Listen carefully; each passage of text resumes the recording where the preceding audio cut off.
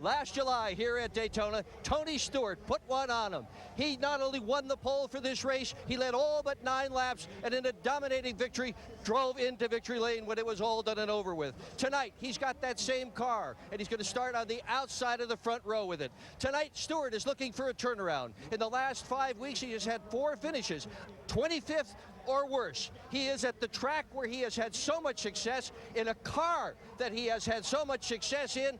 Tonight could be Tony Stewart's night. Right, guys? Yeah! All right, Chris. All right, thanks, Dick. And everybody fired up. Tony Stewart, his shoulder is 100% healed. Don't ask him about it. He's fine. The summer blockbuster Superman returns. The Man of Steel himself, Brandon Routh, for the most famous words in motorsports. Gentlemen, start your engine.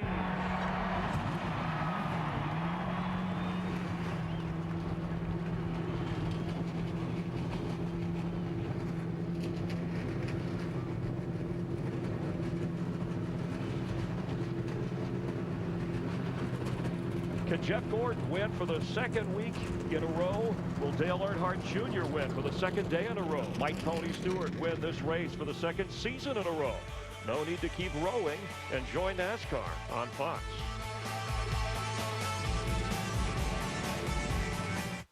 At night, I mean, we're not going to have that beaming sun like we have in February, but the track's been laying here in the sun all day long. That asphalt is hot, and it is slick. David Pearson, 5 victories in what was then the Firecracker 400. Cale Yarborough won this race 4 times. Dale Earnhardt, Jeff Gordon, Richard Petty, and Fireball Roberts 3 times each. Who will etch their name into the record book tonight? DW, for the final time, NASCAR on Fox 2006, but it's going to be a big old Saturday night party. Reach up there and pull those belts tight one more time.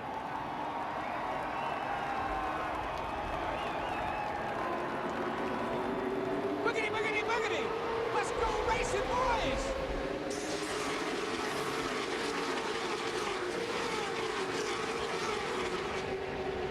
It's amazing. Every time I say that, they take off.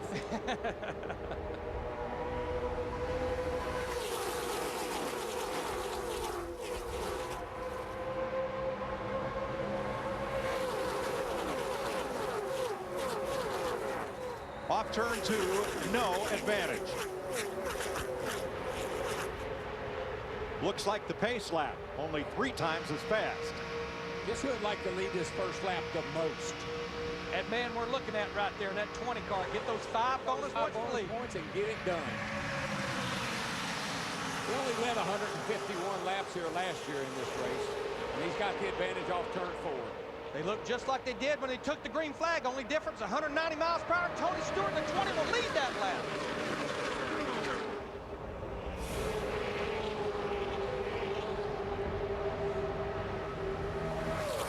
Boris said the pole sitter in the 60 was one of the cars that had to qualify for this race on time. He had a full qualifying setup under the car. Frank Stoddard, his crew chief, called it an extreme qualifying setup. Does that mean he won't be as good in the race as the drivers who were locked in? Well, remember the car right behind him, David Strimmy in the 40 car, same situation. You would tend to believe they'll be okay on fresh tires, but the handling could deteriorate as the car starts sliding around on older tires. Oh, yeah, I'd love to have my qualifying set in for about 10 laps. After that, woe be unto you. Here comes Seth to the bottom, challenging Stewart for the lead. Give it to Tony by a car length. But let's give credit where credit's due, that 60 car. That is a Roush car and a Roush Yates engine, so it's a good package with Boris said. But let's also give credit where credit's due. How many restrictor plate races has the driver been in? Not that many. A couple, and that's it. It's Boris Sed's 3rd Daytona start. Just saw Matt Kenseth in the 17 car. Remember the report, possibly a carburetor problem. Everything looks pretty good right now on this 17 car. Drivers can be a little finicky at this race. Everybody's a little uptight when you get ready to start this race. So you imagine a lot of things that are really not happening. At this race, how about 36 races? And then you imagine a lot of things that are happening. Whoa, like Strimmy. Wide. Oh, that's not good for Strimmy. He's got to give that spot back. 3 wide at the line, and Strimmy might have dipped 2 tires below the yellow line. And you see behind him, he's backing everybody up because he knows he's got to give that spot back, and he did. That's the rule. As long as you give it back, no harm, no foul. NASCAR may take into account whether or not the driver was forced down to the inside. Watch that silver number 40. I think he chose to go there. You can see right there, had enough room. He stayed off of Morris pretty good, but he did go below. But if you notice, he slows down. The guys behind him back up a little bit, and he lets him back in front of him. No harm, no foul. And that will save him having to make a drive down pit road at just 55 miles an hour in penalty.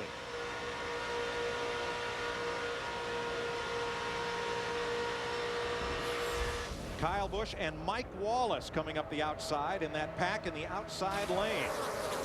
Among the dark horses, count Mike Wallace. Mike Wallace was another one of those cars, the James Finch car. The one car had to qualify on time. Same deal. Car bought from Yates with a Roush Yates engine in it. That's the 09 of Wallace, the only of the three Wallace brothers in tonight's race. Too wide, open your mirror, 18. Looking out the side window of the 48 car, Jimmy Johnson. Looking over at Kurt Busch, who's looking over at Kenny Schrader, who's looking over at nowhere to go. At the wall. We got to get out of here. Good luck. Find me a hole. Yeah, good luck. And you'll hear the spotters get excited. You'll hear us get excited about 3 wide. The racetrack's plenty wide for 3 wide, but you heard DW talk about very bumpy. These cars start moving around. That's what causes a big one. There's a couple of huge bumps. One just you start off turn 2, the car gets really upset, and up high off of turn 4, where the tunnel is, there's a big bump. Tonight at Daytona will be the largest fireworks display in the entire Southeast this weekend. We hope it's the one after the race. Well, we hope it's the one that's planned. Right. Looking back at Jeff Burton in that 31 car, this is a backup car. He was one of the cars that had a problem in practice. 4-car crash, had to go to a backup car. And Mike, you asked me in the opening, who would I want to be behind? Who would I want to follow? The 2 guys at the front are the class of the field. The question in my mind is, can Dale Earnhardt work his way up there and have that magic he had last night? But you see that yellow car, the 3rd place car, and that orange car leading up there? They may have a little issue. Remember down here in February. Hopefully they put that behind them. Kenseth and Stewart got together on the racetrack. Harsh gestures. And right behind Kenseth, we see Dale Earnhardt Jr.'s teammate. We're looking at him right now, Martin Truex Jr. in that 1-car rookie up there in the top 5. 7 laps in, and still a lot of 3-wide racing as David Stremme drifts toward the back and caution comes out. You won't believe it. There's a beach ball. We're at Daytona Beach. There's a beach ball on the back straightaway. Dadgum. Have you ever? Look at that. There it is. Does it have boogity, boogity, boogity written on it? Surely not.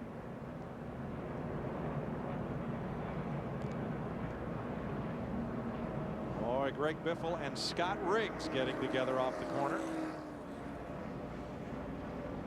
And that's classic Daytona exit of the corner. The car just throws to the outside.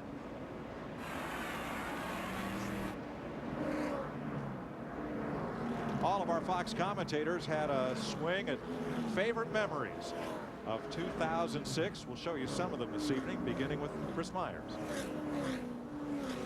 First half of the season, it's hard not to notice Tony Stewart's toughness. Breaks his shoulder blade at the Coke 600. Needs a relief driver the next race. The race after that goes 500 miles in Pocono. Then at Michigan, his car wrecks early. He's out there hammering away, working on it.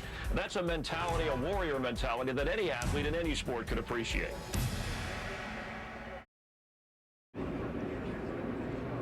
Completing lap number 9 under caution for debris on the backstretch. Pit stops. Steve. Matt Kenseth is in, Mike. They may just take right side tires. They're definitely going to raise the track bar because he says his race car is loose. Just right sides for Kenseth. Dick. Tony Stewart, not surprisingly, is very happy with his race car. He is going to take outside tires, fuel, and that's it. He's done already. Matt. Top right of your screen, Jeff Gordon smoked it slightly into his pit box as the one of Martin Truex is already away. Right side tires. The car was just a tick on the tight side. A couple of fellas really need that pit stop, noticeably Boris Said and David Stremme, trying to adjust from qualifying setup to race setup.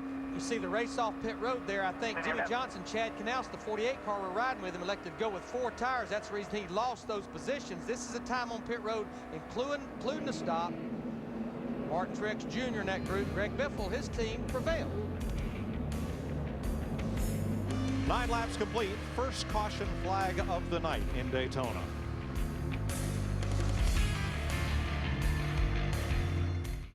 As you look at the field going through the west banking, turns 1 and 2 at the World Center of Speed behind the safety car. 10 laps complete. Martin Truex Jr. the leader.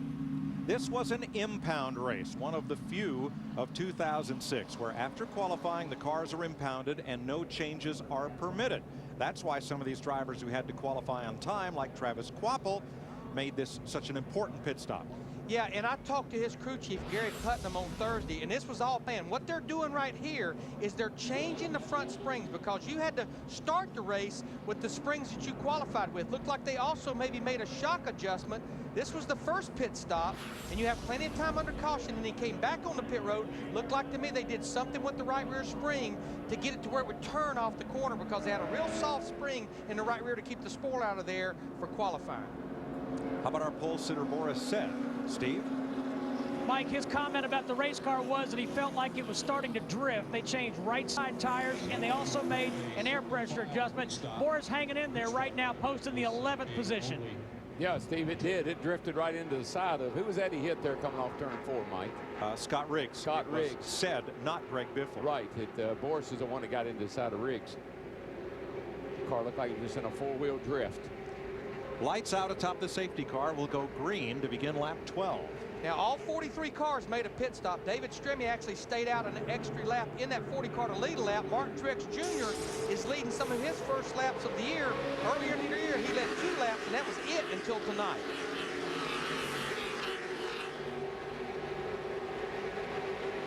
All cars on the lead lap, single file restart as you watch them come up to speed. And it takes about a full lap with that carburetor restrictor plate that has the horsepower way down to get up to full speed. Almost a full lap around this 2.5-mile track.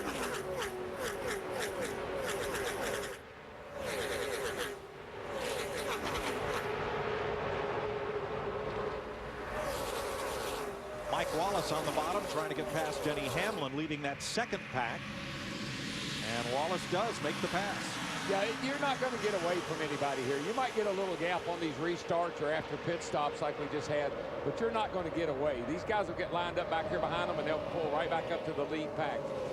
Because right now, our top 7, after completing 1 lap after the restart, they are lined up in the way the draft works, and now they're no longer lined up. There goes Greg Biffle in the 16th, the outside, trying to take the lead, but as long as you're lined up, that's the best way through the air. You can pull away from cars running side by side. But that right there is another reason why you won't ever get away from anybody very far, because nobody's going to stay single file very long. Jeff Gordon and Tony Stewart pull up. Try to lead one back here, and it won't be in good shape. Pull up behind Biffle.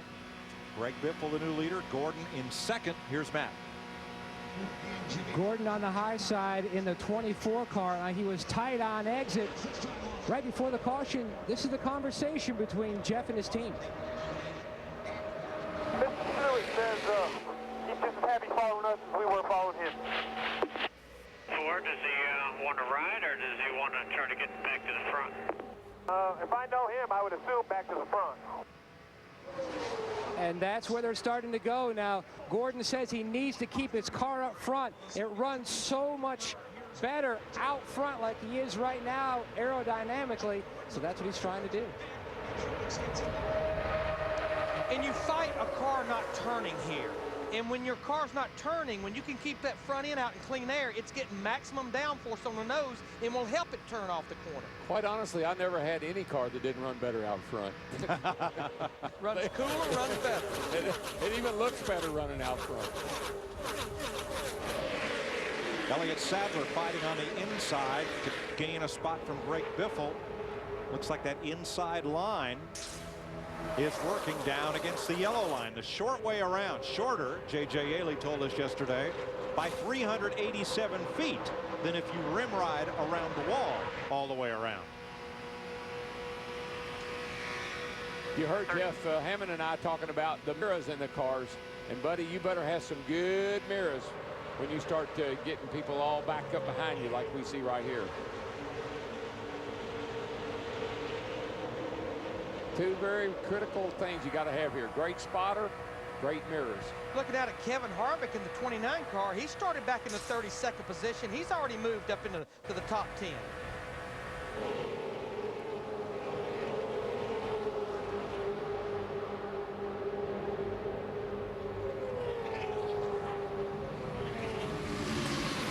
Where's last night's runaway winner, Dale Earnhardt Jr., 25th.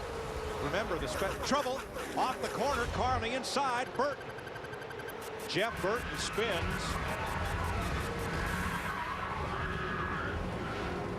and recovers. But the good news is, as you can see right there, Darrell, you've talked about this a lot. There should be no grass on the inside of a racetrack. If there had been grass there, it would not stop till he hit the inside wall. It wouldn't have stopped when he quit flipping. Left front's down. Watch the orange 31. Gotta believe he might have gotten a little tap over there. Let's see if we can find out here. It's almost like he checked up a little bit as he was running up on Dave Blaney in the 22 car. Yeah, Casey Mears was just coming, and Jeff Burton there in the 31 had to check up a tad, and he got bumped. Oh, Darrell. Deja vu all over again. Jeff Burton and Casey Mears. Yeah, same two cars that had trouble in practice. In this case, Burton's trying to stay off Dave Blaney. And Casey Mears gets in the back of him. Look what happened in practice when Jeff Burton cuts down a tire. Look who the other two cars involved are. And again, everyone was a victim in this situation right here. This was in the very final practice. Jeff Burton cut a tire down. Casey Mears nowhere to go. Dave Blaney, there was nowhere to go for him. Ran into the back of J.J. Yaley.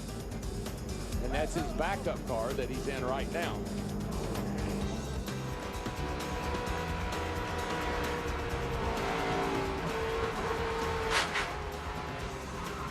Caution is out for the second time tonight.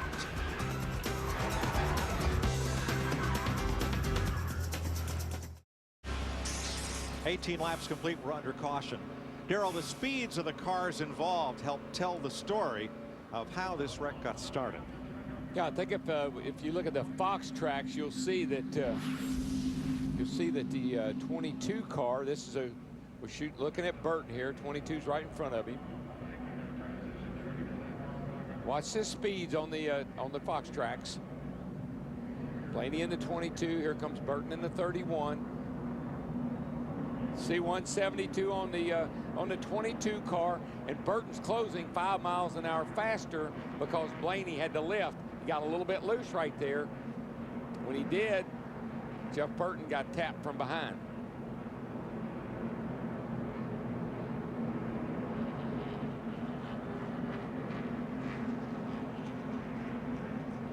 Got her woed down to 30 miles an hour. That's the second caution flag of the night. Everybody's made repairs. Casey Mears is still on pit road as they tape up the nose of his Haviland Charger. And what happened when this caution came out, with about 7 laps on their tires and fuel, everyone but the top 10 made a pit stop. The top 10 stayed out.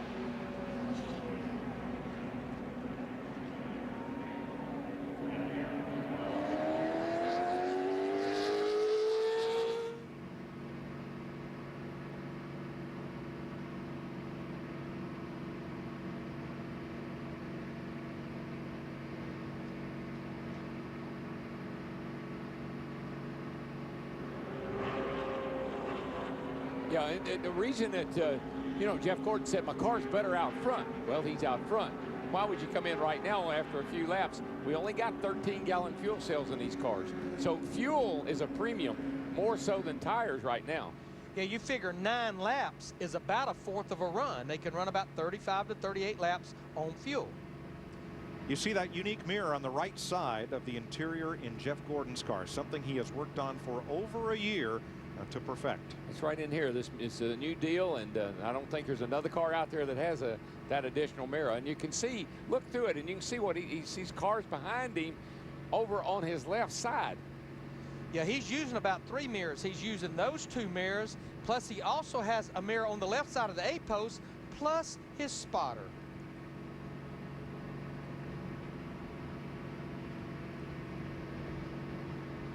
And there's a little look at the added mirror out there by the left A-post. It's our final event on NASCAR on Fox for 2006. We pulled out all the bells and whistles, including a new feature in the Hollywood Hotel, the Vice Presidential Suite. Look like, at least from the Hollywood Hotel. But earlier today we were talking about cars, and you shared something with me I thought was really kind of unique. You haven't driven a car in 7 years yourself. Yeah, it's a bummer.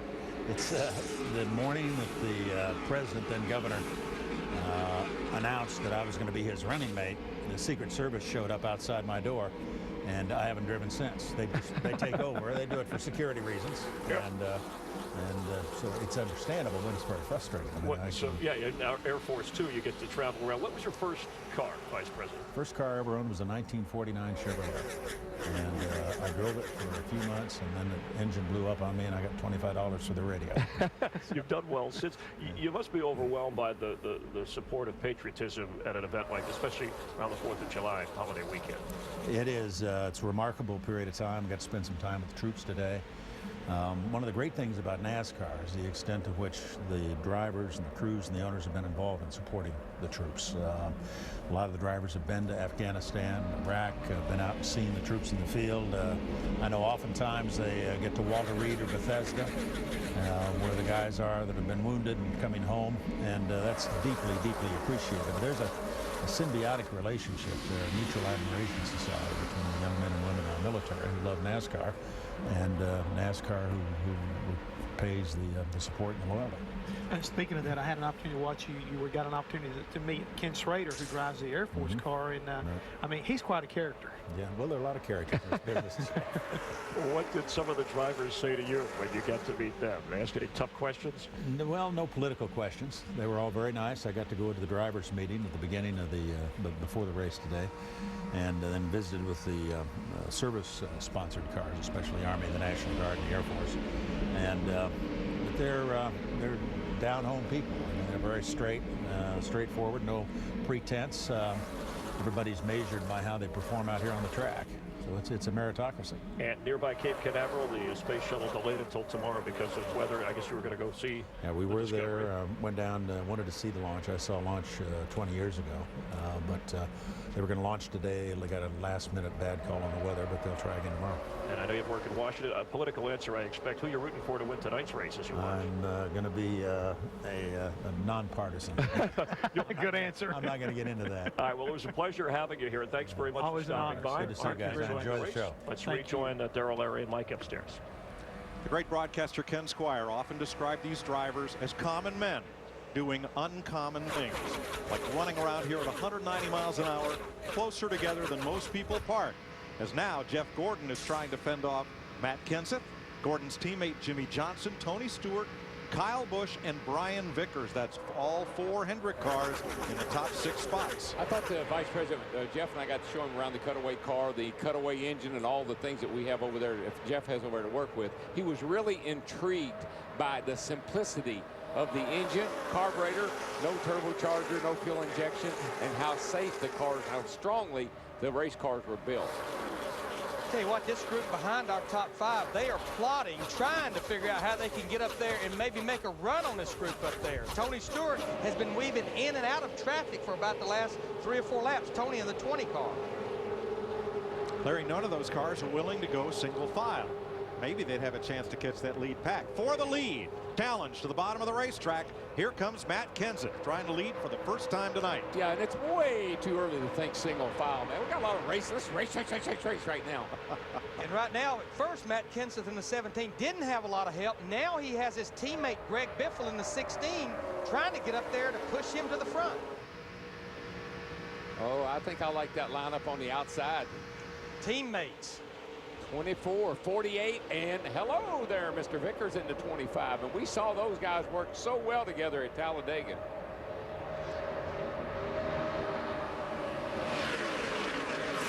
Kenseth has company coming. That other yellow car, the subway machine of Greg Biffle, is Kenseth's teammate if he can just get to the 17.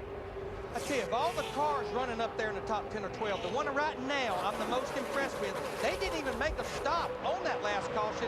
That 09 car on the inside, the black car, Mike Wallace. Remember, a go or go homer, they didn't make any adjustments to that car on that first pit stop. Tires and fuel, no stop the last time. Here they are up there in the top 10. Well, I'll tell you another guy, Larry, that's trucking along pretty good, and I feel pretty good about his chances tonight, too, is that yellow car there, fourth in line on the outside, Elliott Sadler in the M&M's car. They got a little pep in their step this weekend. That car's been running great. Coming off of a good run at Infineon last week, finished in the top 10. And right behind Sadler, that AAA Ford, Mark Martin, who now lives in Daytona Beach, has never won a NASCAR points race at this speedway, and this is his final try. Martin retires from Nextel Cup Racing at the end of this season. But he has been in every restrictor plate race. He, Michael, and Kenny Schrader have run all 74, I think it is, restrictor plate races. Yeah, he holds the record for a 500-mile race at Talladega, caution-free, I'm thinking about 2.5 hours.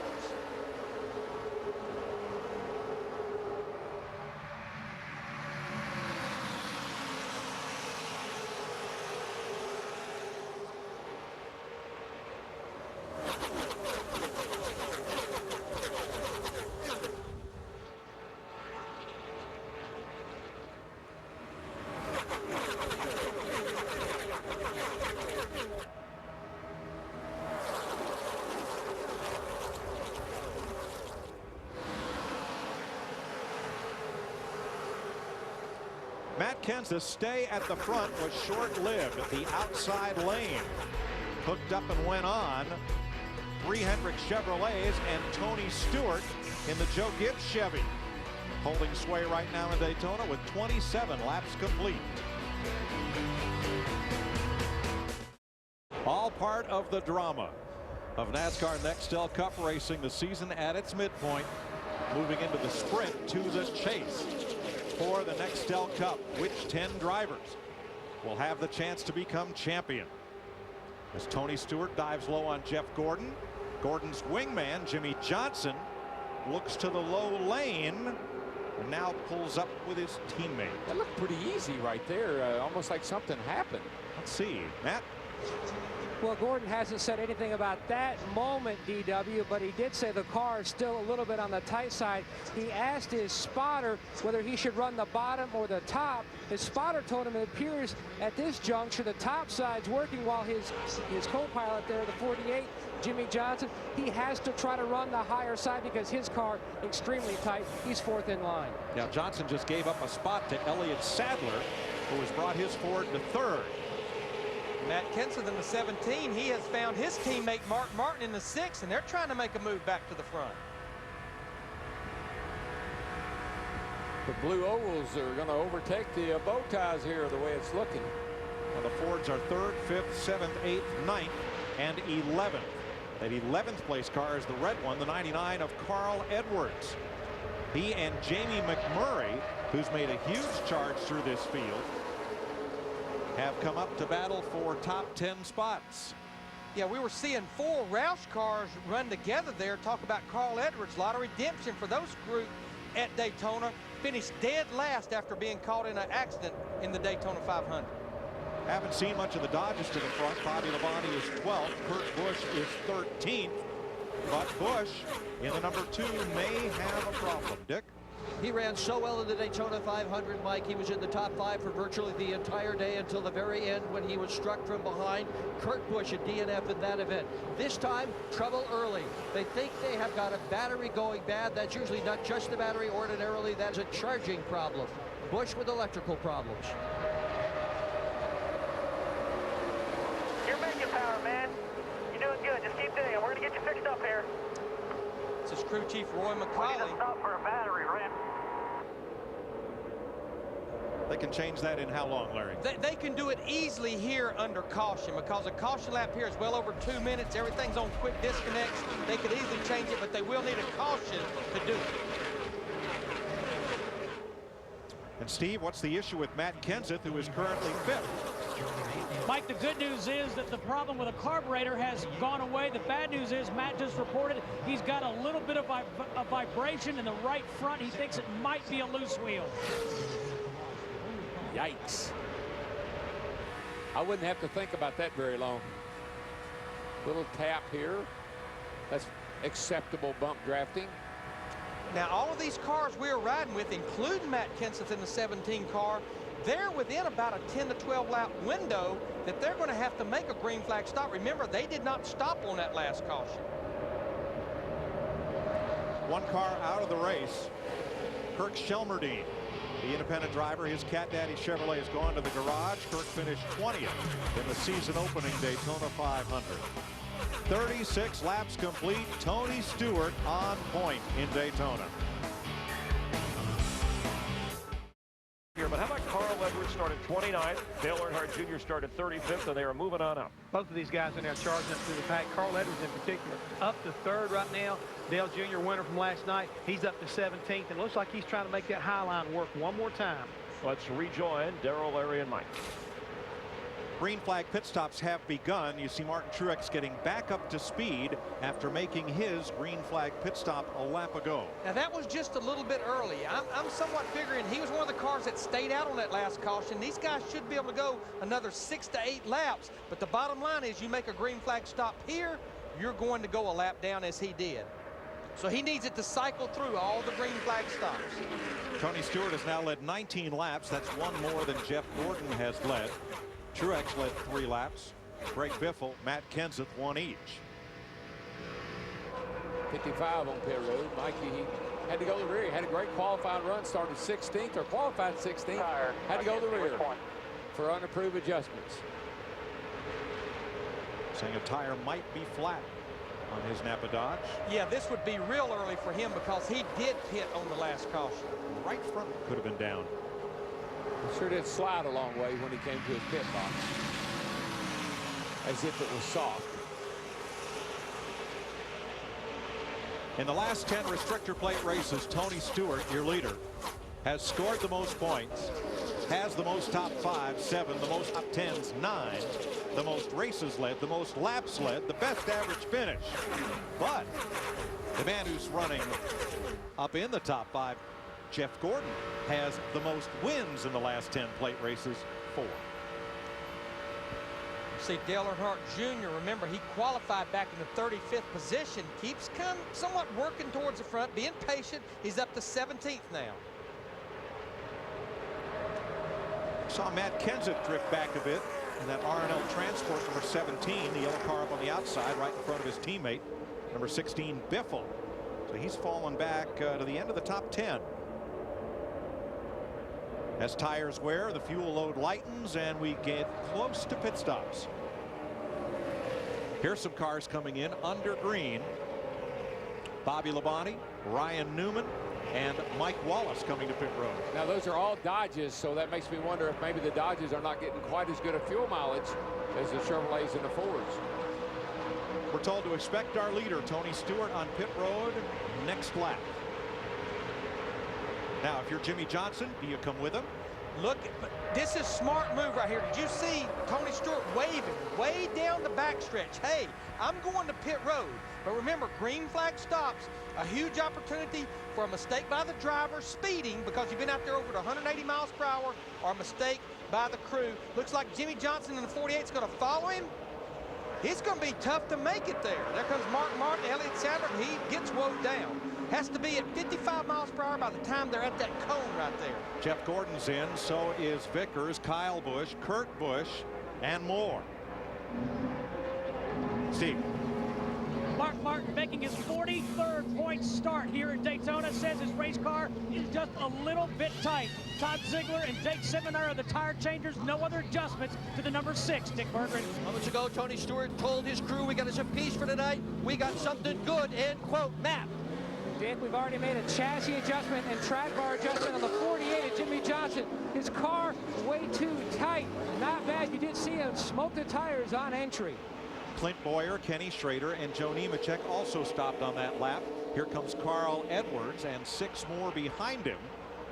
These are scheduled green flag stops. Kenseth's in. Biffle is also in. McMurray along with Harvick and Casey Kane. Steve? Mike Matt Kenseth says his car just a little bit on the tight side. They're going to take 4 tires this time, 2 tires on the last stop. Just a small air pressure adjustment in the right front tire, Matt Yoakum. And you can see Eric Slade, the catch came in holding the can. Now, his car was definitely tight on the first run. They made an air pressure adjustment. Really helped the 99 of Edwards. Had a strong night last night, and he's away. Morissette, the pole sitter, also stopped on that lap. Robbie Gordon has led a lap here in the Pepsi 400 in his Harrah's number 7. Robbie's a fellow who lives it on the edge. He races in Baja. He races in Nextel Cup. He once almost won the Indy 500. And for relaxation, he has an 1,100 horsepower speedboat. And Robbie Gordon in the 7, Dale Jarrett in 88, they actually made their pit stop on lap 17. They should be able to go another 7 to 8 laps. 1,100 horsepower, and he's not afraid to use it. And let's look and see what it looks like to be going from 185 miles per hour and try to get down to 55 miles per hour. You can see pretty much everyone except Tony Stewart locking the brakes up. You've got to make the commitment cone. And right there, you've got to be to 55 miles per hour. One thing you got to be careful of when you're coming down there slow, smoking that right front like that is you don't blow it out and tear the fender off the car. So got to use a little bit better judgment getting on pit road. Now this is a battle for the lead right here. Robbie Gordon in the 7, Dale Jarrett in 88, Dale Earnhardt Jr. in the 8 car. This is a scheduled stop for him. These are all scheduled green flag stops. Dale Jarrett came in here 23rd in points, trying to lead a lap and pick up the bonus points. Here. Matt? Right there. And Junior also smoked him into his pit box, led 32 laps in the Daytona 500 and finished 8th. The chassis adjustment's already completed. They over-adjusted on the first stop. They backed up on that. The car is still way too tight on the last stop. Significant track bar adjustment, 14.4 seconds for Junior. Dave Blaney, Scott Briggs, and Jeff Green also stopping on this lap. You know, one thing I noticed about Tony Stewart, talking about Jimmy Johnson behind him, smoking the tires, locking them up. Tony Stewart in the IROC race here on Thursday night, he was the only guy in the whole IROC race I watched that never smoked the tires with the brakes on. You know what? He's a great road racer. He's got a really nice technique for getting on and off those brakes and not locking up the wheels. We talked about pit crews prevailing. When it all cycles through, this will be the lead group here. Tony Stewart in the 20, Mark Martin in the 6, Jimmy Johnson in the 48, Elliott Sadler in the 38. Pit stops continue with J.J. Yaley and Tony Raines on pit road at lap 49. And Dale Jarrett is the new leader of the Pepsi 400. Before tonight, Jarrett's number 88 had only led 3 laps this year. And he's driving with a broken hand.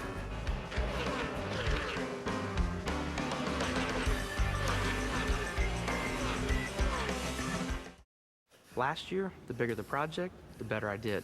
This season, my house is done. We could tear it down, then rebuild it. Hey, we could do my house. You got any pictures?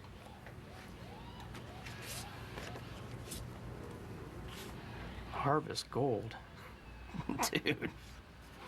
Boys, I smell another championship.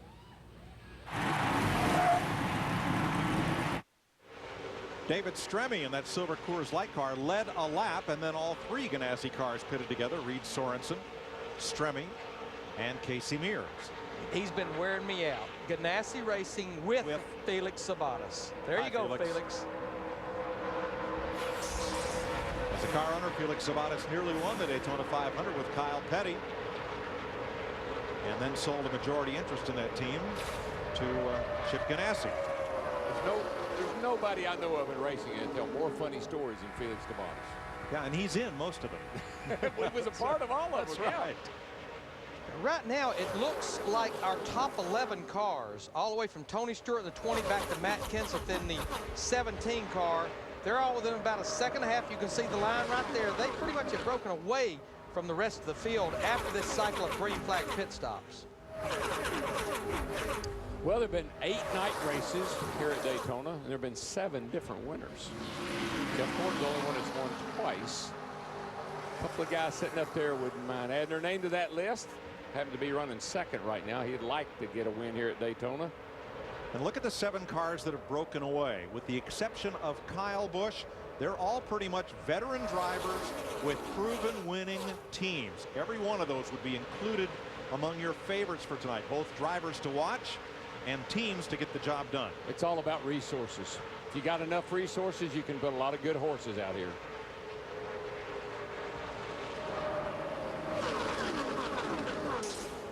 "56 laps complete. Tony Stewart the leader. Mark Martin right on his bumper.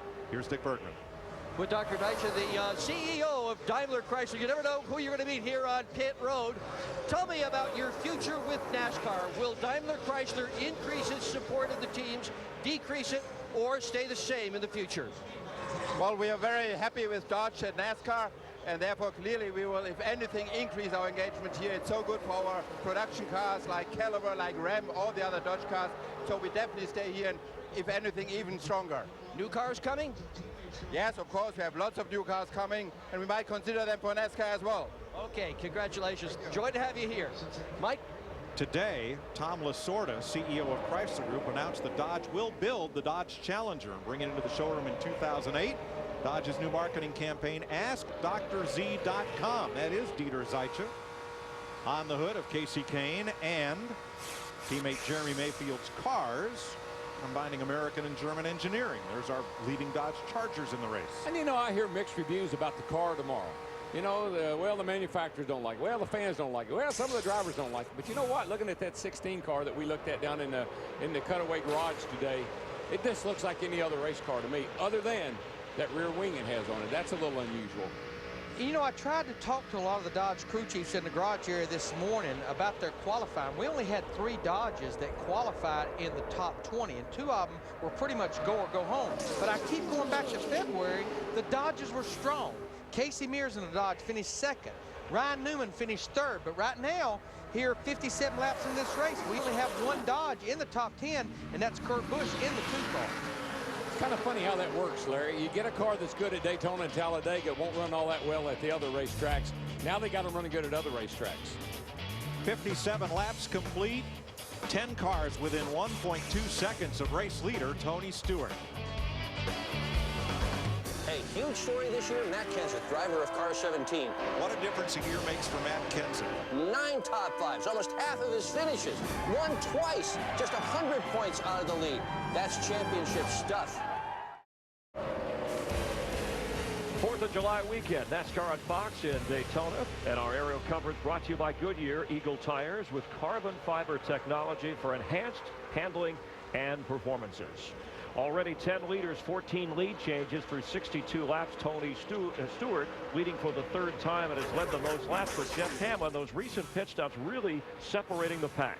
It really did, Chris. Back on lap 41, most of these cars, I mean, top 40 were almost like 7 seconds apart. But through all the pit stops they've been making, this field has been broken way up. And this, to me, shows how important good, fast pit crews are. But more importantly, NASCAR came with small fuel cells to do exactly this. And Larry Mack, right now, it's working tonight. Well, it is, Jeff, and I think Hamlin handles part of that. But one thing I've been watching, Jeff, we've been talking about the top 11. Now, they're lined back up now, but look at this group right here led by Ryan Newman behind here in the 12 car. This group, they have not moved out of position for the last 10 laps. Why? Because they've watched that front pack starting to dice around a little bit, and just slowly but surely they're reeling that group in as long as that front group keeps dicing around. Ryan Newman, Bobby Labonte, Jamie McMurray, and Kevin Harvick trying to catch the leader. Now here's our pole sitter, Boris Said. He is back in 36th place after making a pit stop. As we told you, he had a go-for-broke qualifying setup in the car, won the pole, but it wasn't the best race setup, and the rules dictated you were not allowed to make changes after qualifying. But Steve Burns, mission accomplished for this group, because you know what? They made a noise down here, and they are in the 2007 Budweiser shootout now. Yeah, and Larry Mack, he said he anticipated being drop kicked early in the race. His latest report on the car is that it is way too loose. He said we need to put more bite in it. SED has this real interesting marketing plan. If we sell more cases, we get to run more races of that So Be No Fear drink. That's a little twist on Win on Sunday, Sell on Monday. It's a little different. Yeah. Tony Stewart and Jimmy Johnson, last year's Pepsi 400 winner and this year's Daytona 500 winner, leading the pack. A couple of laps ago, I was watching Kurt Busch in a 2-car. He come down the front straightaway here and headed off into turn 1. And the air off the other cars. When you're really tucked up tight like he is right there, watch what happens to him. He just gets pushed over into the wall. I guarantee he didn't do that on purpose, but the air off of Carl Edwards' 99 car blew him into the wall. That air at about 185 miles per hour does some weird stuff. It does. Now that 11-car pack has a front 5 breakaway. It was all one pack, and now the first 5 back through Carl Edwards are beginning to edge away just a bit from the next 6 cars. Matt? Like Jeff Gordon, the 6-time Daytona winner, has fallen back to the 8th position. You can see he's moved to the high side behind his teammate Kyle Busch. Earlier he was trying the bottom. The car just way too tight and getting tighter. He's slowly fading back. That's why he's searching around, trying to see if he can find a better line until they pit around lap 81. Yeah, man, I was watching him off of turn 4 there. I could see his hands in the car, and he is a busy young man right now just trying to keep that thing off the wall. But as I talked to all the crew chiefs over the last couple of days, that was the big fear of this racetrack, is you always fight the car tight, not turning off the corner. And I think as it actually cools down, it's going to pretty much magnify that problem. 41 cars on the lead lap, but green flag pit stops have broken them up into several different packs. Still, Tony Stewart stays out front, Dick. He's led 35 laps now. Not as good as it was earlier this evening. Mike, he's a bit free off. He and crew chief Greg Zipadelli have discussed some changes that they would like to make. And for kids at home watching this race, when Tony Stewart has decided what he wants to change in the car, air pressure, wedge, what have you, he always says, please. Matt? And the guy right in his mirror, Jimmy Johnson, with the Shamu paint scheme, he says the car is driving well, but it might end up tightening up as the run goes on. He wants to loosen the car up on their next stop, but right now he's very content, just staying in line. A great track position, just following the 20, Steve. Well, Matt, it was just a few laps ago that Mark Martin was running in the 2nd position behind Tony Stewart, but since then he's dropped several positions as well, now positioned in 6th. He says his race car has gotten tight. He told crew chief Pat Trice he wants to make a wedge adjustment on their next pit stop. And you know, as I sat there and I watched the 48 car run along behind the 20, what has Jimmy Johnson learned? He has learned to be a patient driver on the restrictor plate tracks. Don't take the lead until you need to. Don't make any erratical moves. He had a lot of guys ticked off at him there for a race or two on the restrictor plate tracks, but he's got his game together now. The Nextel Cup point leader has not led tonight. That's ugly.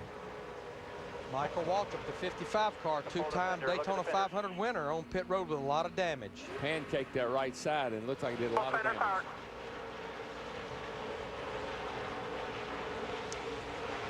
The track stays green as Walter pits. See what happens here. He's going down. Turn 4 just got a little too high. And it's almost like he just couldn't get it off there. She just took off. It's really bumpy. I tell you, this track has got a lot of big bumps in it. I don't mean the kind that jar you. I'm just talking about the kind that are kind of little swells in the asphalt. And you know, if you remember, Darrell, Michael was one of the cars that pitted early before the last set of green stops. Thought he maybe had somewhat of a tire problem.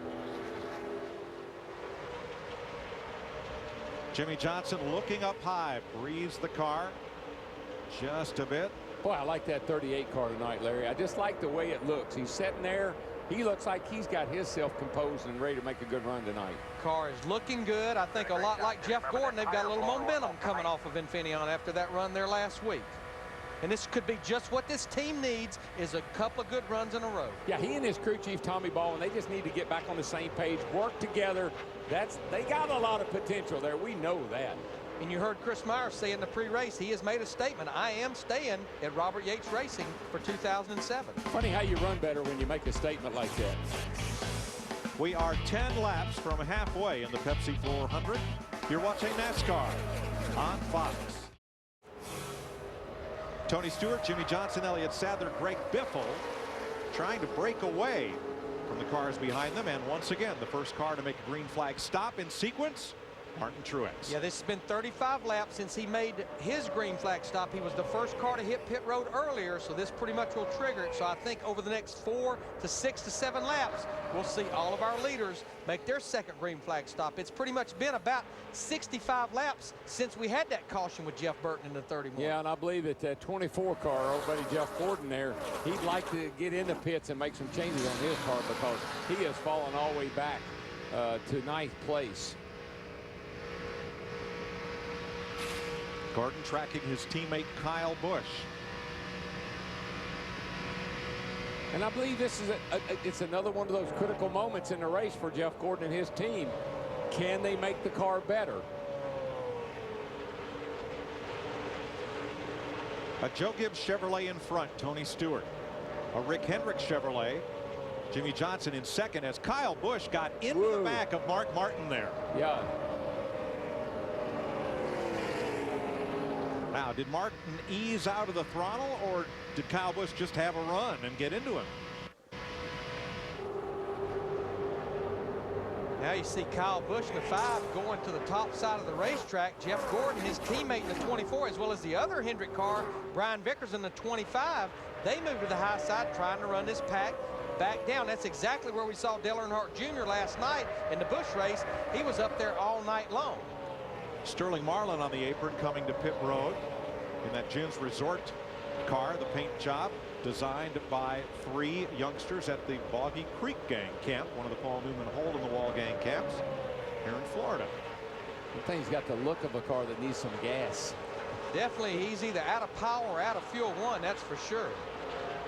Again, let's look at speeds in the Mark Martin, Kyle Busch. Little dust up there. See what we can see. Kyle's got a nice run underneath the Mark right here, and he didn't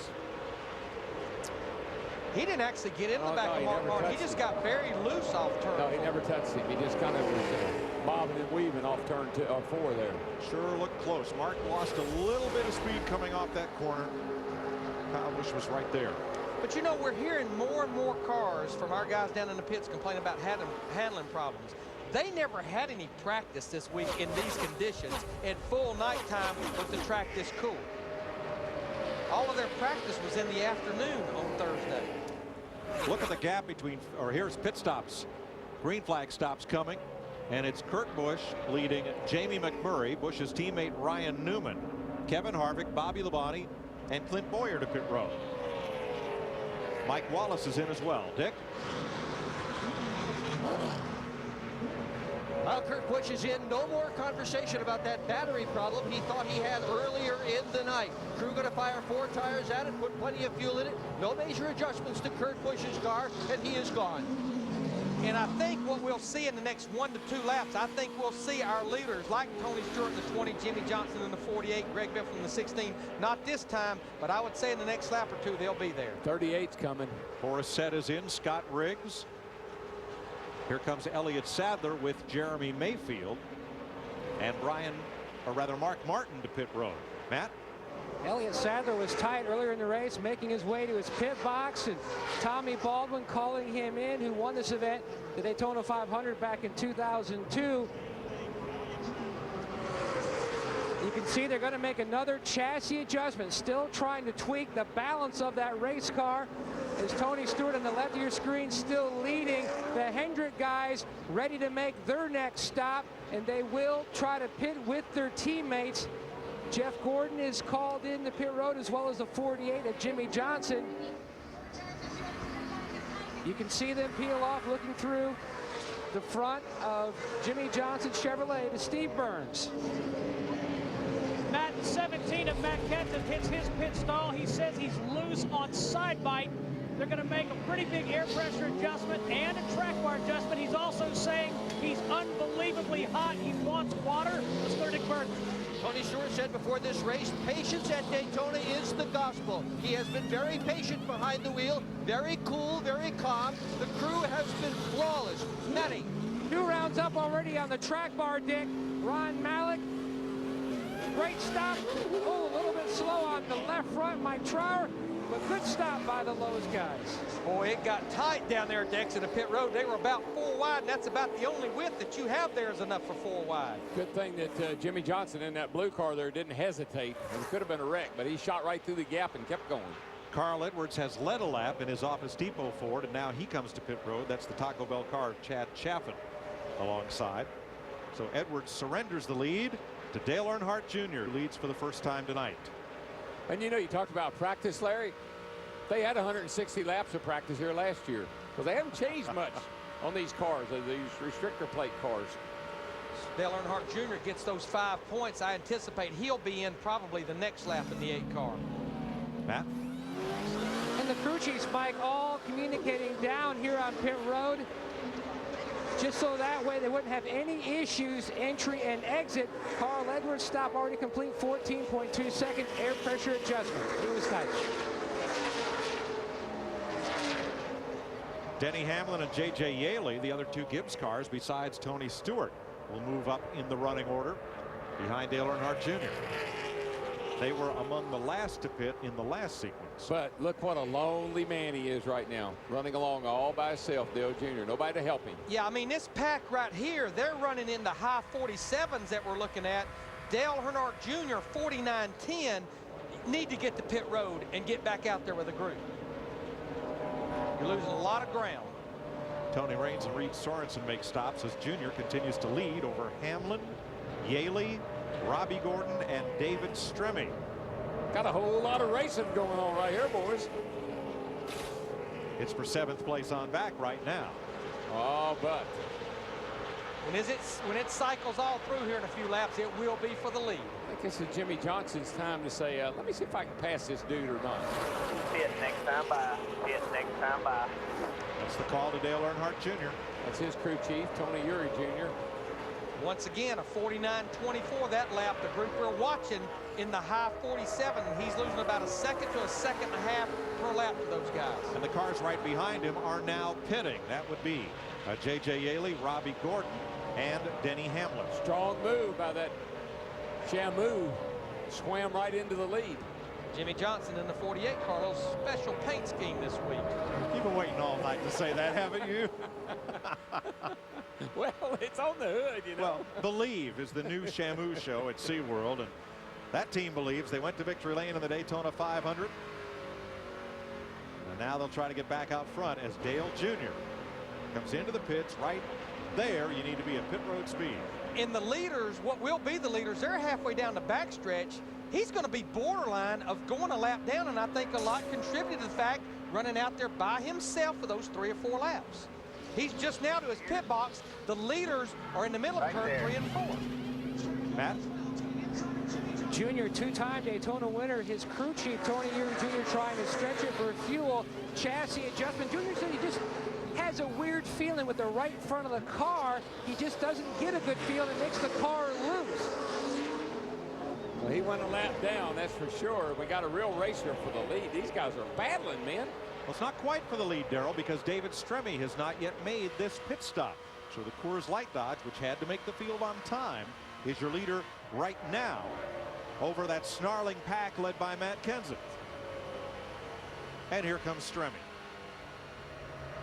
I'm never sure what Tony's doing. Tony has got a fast car. We know he's led a lot of laps.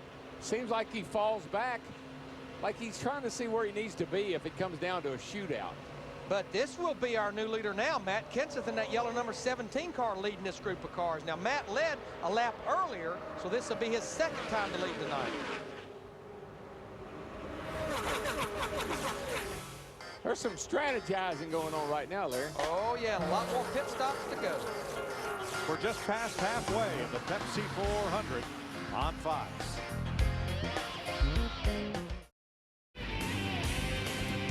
Caution is out for debris in the back straightaway. Pit road is open. Steve.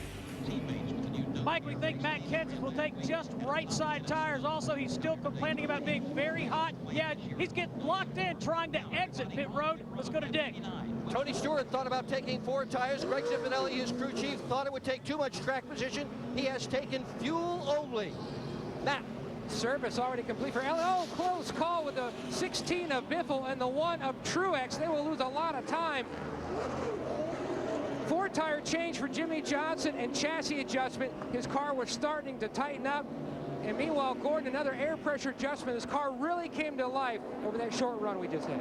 Larry, these pit boxes aren't that small, but not only Martin Truex, Mike Wallace also had trouble getting into their pits on this stop. Yeah, I mean, we have so many cars on pit road at one time under caution. We had over 20-something cars, but I'm not surprised that everyone pitted that time, at least for fuel. Reason being, they can make it to the end on one more stop. Yeah, I noticed the 17. I mean, he does such a great job of getting into his pit box, but then he had that issue coming out. Robbie Reiser not happy. Steve? No, he's not, and neither is Matt Kenseth. They're going to have to come back down pit road. They think they have some fender damage, Mike Joy, and also, again, there was a lack of communication between Robbie and Matt. Matt wanted Robbie to clear him off of pit road, and he misunderstood him. I mean, to me, that needs to be standard procedure, especially when you've got that many cars on pit road and that driver's in there and his peripheral vision is not very big. Well, if Matt Kenseth's the only car that has to come back to pit road, he will restart 37th.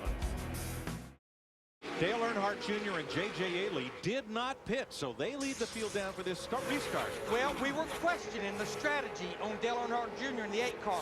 What his crew chief, Tony Eury, was doing before that caution came out, he was trying to get to a window where he could make it on one more stop. The caution was still his friend, but now what Dale Earnhardt Jr. and J.J. Ailey have to do, they have to run 2 segments of 38 laps apiece to get to the end by making it on one more stop.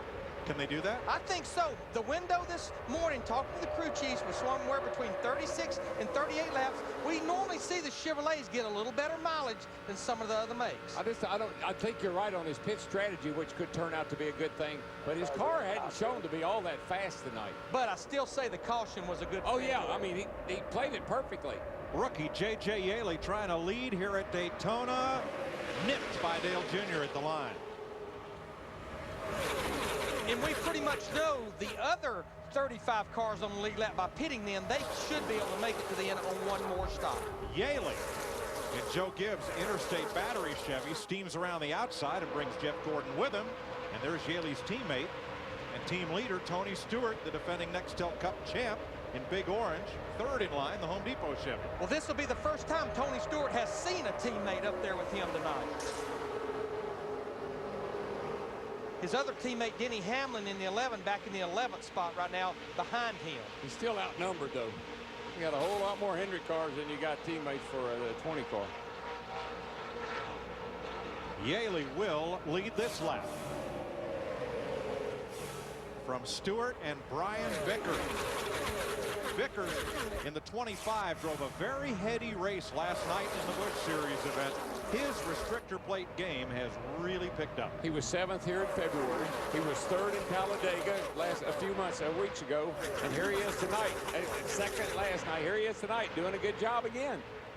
Drafting off Jeff Gordon as they both drop to the bottom, and they want the lead from the 2 Joe Gibbs cars. Gordon back to the front. The biggest thing I have noticed with Brian Vickers, he's a good teammate. He very well maybe could have won that race at Talladega, but he was a good teammate to Jimmy Johnson. Here's Matt. And that's exactly what he's doing, Mike. Just like Talladega, being very patient, hanging with his wingman, one of his teammates right now following the 24 of Gordon, just trying to stay in line. The car a little on the free side as his teammate, the 5 of Kyle Busch, his car has been free as well. He dives to the high side. I'll tell you how good a teammate he is. When it's Charlotte where he buffed in tires for his other teammates. Yes. After he had a problem. He had a problem, and they needed buff tires, and he went to work and buff tires for his teammates. Here comes Tony Stewart in that 20 car all the way to the bottom. He's got help from Greg Biffle in the 16 pushing him. Tony is one of the Pied Pipers we talked about at the top of the show. Wherever he goes, cars will follow. 3 wide right behind him. They are 3 by 3 by 3 by 3. Well, when you got fresh tires on like everybody does, you can get away with that for a little while, but I wouldn't get real comfortable with this little wad right here. The small fuel cells break them up, the cautions bring them back together. Everybody wanted to follow Stewart. It's Stewart who is getting away with Jeff Gordon. 96 laps into this race, and we have 30 cars within 2.5 seconds of each other. Well, we still got 37 cars on the lead lap. Right now.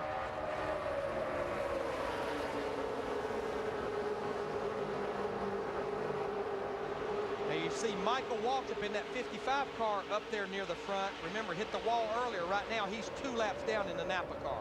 Right here's, I mean, you got to be so careful. Everybody's got to run their lane when you get 3 wide like that. Biffle's hung up in the middle, and I tell you, that's a big old sucker hose, what it is. Inside the 99, your old buddy. You can just see him going by, and especially on the high side. Now he'll get to the bottom of the racetrack. A little help from J.J. Yaley in the 18 back there. Yeah, now we're just double wide. Watch them come off turn 2 here. Man, everybody's sliding all over the place. They fan out. I love it when they come off at 2. Get a great run. Look at this wad right here. Elliott Sadler in the 38 car giving a little bump there. Yeah, well, guess why? He was started back in like 35th, 36th place after that problem on pit road. He's got to go. He and Matt Kenseth both started at the back of this wad right here. And we're looking at Kurt Busch in the 2 car. Those guys changed a battery under that caution. So these 2 drivers, as you look from Jeff Burton, Matt Kenseth and Kurt Busch, have both gained 16 positions since the restart. At point, Brian Vickers wants to lead a lap. And he's trying to get some help from his teammate on the bottom side, Jimmy Johnson in the 48. 300 cars at the front off turn 2. I tell you, I've said this time and time again, I'll say it again tonight. That Brian Vickers is a lot different race car driver than he was before he announced that he was going to lead that team. Brian will drive for Red Bull Toyota in 2007. His slot on the Hendrick stable will be taken by Casey Mears. Side by side at the line. That would be a near photo finish. Gordon had the edge. We have a score monitor that shows the delta. The delta between Jeff Gordon and Brian Vickers that lap, 0.000. Dead heat. Not even a thousandth of a second separated them. Man, it's like 1959. Tony Stewart getting shuffled back.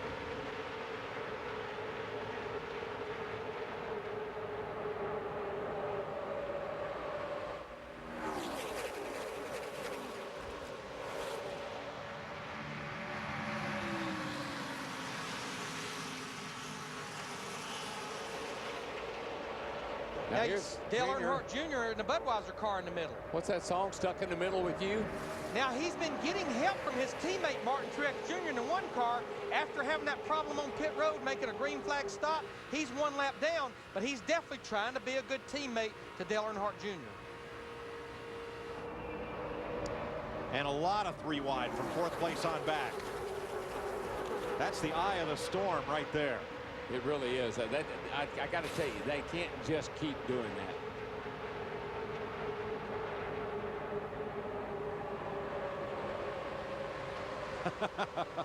No kidding, Larry. I feel trouble a-brewing. Larry always wanted to work for the Weather Channel. I love it. That I could do it with a racetrack. You just can't get away with this forever. You see how the 17 car was dancing around in the middle in that pocket there. Sooner or later, somebody will get a little loose, slide up into somebody. Saw Jeff Burton. He's wobbling all back in there. You just can't keep doing that. Well, while this is going on, we have 4 Hendrick cars at the front lined up. Vickers, Johnson, Gordon, and Kyle Busch. And look who's right with him. Bobby Labonte in Richard Petty's number 43. By far showing the most strength as a Dodge tonight. Labonte restarted 15th. He has climbed to 5th.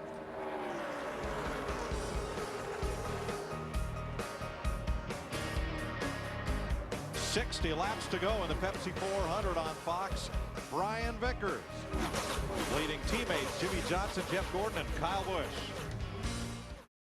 6 laps complete. Brian Vickers the leader. Haven't seen much of the Richard Childress cars tonight. Dale Earnhardt, the all-time restrictor plate winner here. Jeff Burton is 21st. Kevin Harvick is 13th. But Clint Boyer has quietly climbed his way up into the top 10. He is 8th right now in car 07, and he's been doing it on the inside without much help. Had a good run here in February. Finished what, Larry? 7th? Finished 6th. He was the top finishing rookie by far. Yep. Dale Jr. giving Jeff Gordon a little bit of bump draft as they got to the corner. Rick Hendrick has 10 victories here. 6 in the Daytona 500, 4 in the July race, and he right now has the first 3 places over Dale Earnhardt Jr.'s Chevy.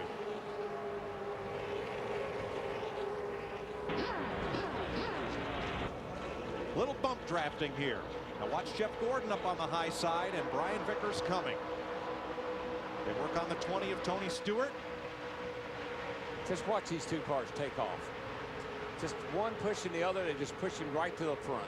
6 to 7 miles per hour they gained, but Darrell, that was textbook bump drafting by Brian Vickers. Bump, bump, got off.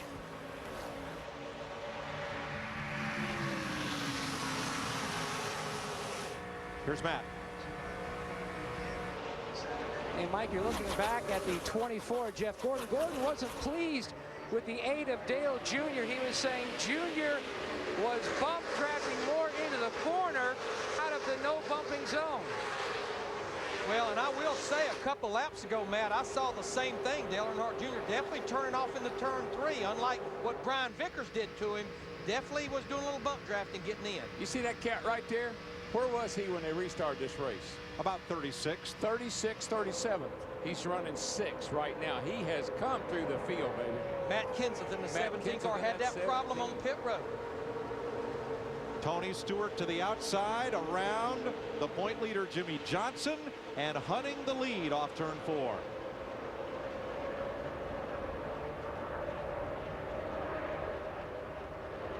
But there is no question Bobby Labonte in that 43 car flexing his muscle. The only Dodge up there in amongst about the top 13 or 14. Remember, we pretty much know everyone out there will have to make one more green flag stop, probably in about 15 to 18 laps. And the crew chief on that 43 car, he knows a little bit about this joint right here. 2-time Daytona 500 winning crew chief Todd Perry. Todd Perry. 20 cars within 2 seconds of the lead. That's white knuckle racing as we go to Jeff Hammond for tonight's State Farm Safety Report. Mike, one of the greatest innovations of the car tomorrow has to be the cockpit area. NASCAR has raised the greenhouse, giving the drivers a lot more headroom in the event the car gets upside down. But more importantly, they've moved the driver from the left side of the car more to the center, made the car bigger to try to give them more area in the event of a hard crash. On top of that, they put boilerplate, extra plating in between the door bars, and next year they will have special impact-resistant foam in between this outside sheet metal and the driver in the event of a hard accident, guys. Thanks, Jeff. That time going into turn 2, Jimmy Johnson really took advantage of his teammate there, Brian Vickers, and got 3 wide going down into turn 1, and it really messed Vickers up, and he had to get out of the throttle. He lost a bunch of spots. Went by here leading the race, and now look at him. Now he's in the sucker hole in the middle. But you got to see this. I mean, Jimmy Johnson just really used him up getting down into turn 1 there, and Vickers being wise. Here he comes, his teammate back here behind him. Now watch, Jimmy gets a great run. He gets down there and he tries to block him. He says, whoops, better not do that. And when he did, he had to lift.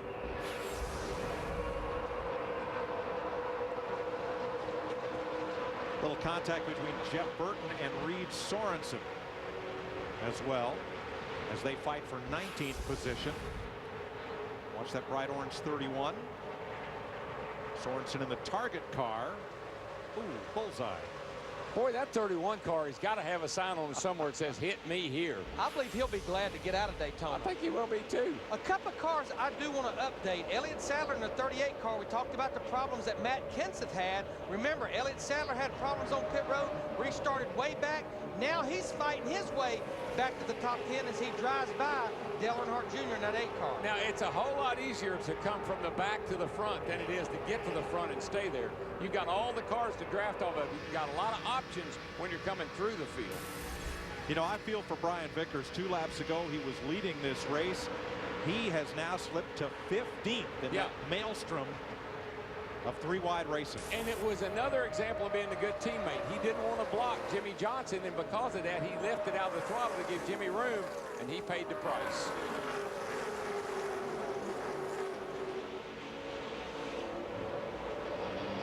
.48 laps to go. As last July, Tony Stewart has led the most laps, but his lead over Matt Kenseth is just 1 car length.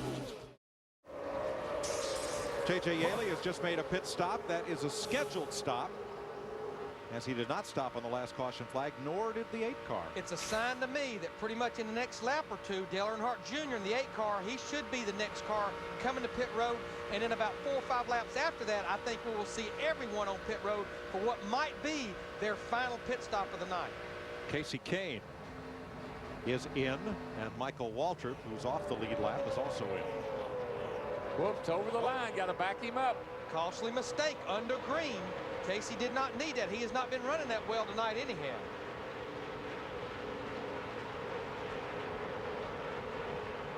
Kane pitted out of 25th place. And we're getting a signal that Tony Stewart in the 20 is waving his hand to Matt Kenseth. Hey, I'm pitting this time.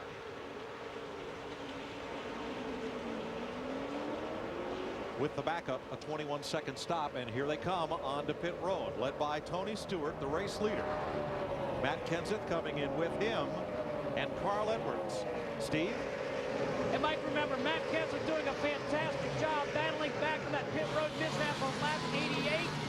They're going to make an air pressure adjustment. They're going to drop the air on both left side tires on that 17 of Matt Kenseth. 4 tires for the 17, and we go to Dick.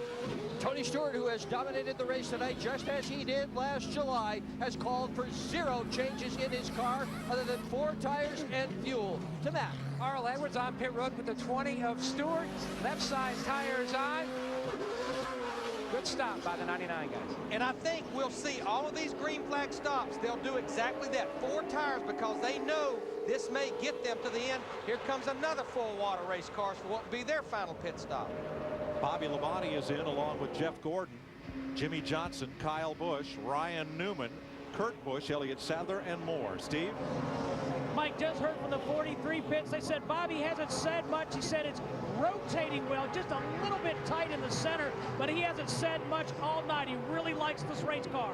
Matt. Steve Letarte, Jeff Gordon's crew chief, will attempt to tighten up the 24 car on this stop. Gordon was stuck running the high side most of the last run just because the car was just not balance-wise what he needed. The 48 of Jimmy Johnson in as well. Johnson took 4 tires the last stop. Gordon only took 2. Jeff Burton was in along with Tony Raines, David Stremme, Mike Wallace, Kenny Schrader, Reed Sorensen, Dave Blaney, Joe Nemechek, Kyle Petty, Travis Kvapil, and pole sitter Boris Said. And here comes Kevin Harvick in the 29 car that had assumed the lead for 1 lap. He's followed by Greg Biffle in the 16, Jamie McMurray in the 26. Here comes Denny Hamlin in the 11, Dale Jarrett in the 88 car. We have just about cycled through this set of green flag stops. Jeff Green's in as well, and so is Casey Mears. That will hand the lead back to Brian Vickers.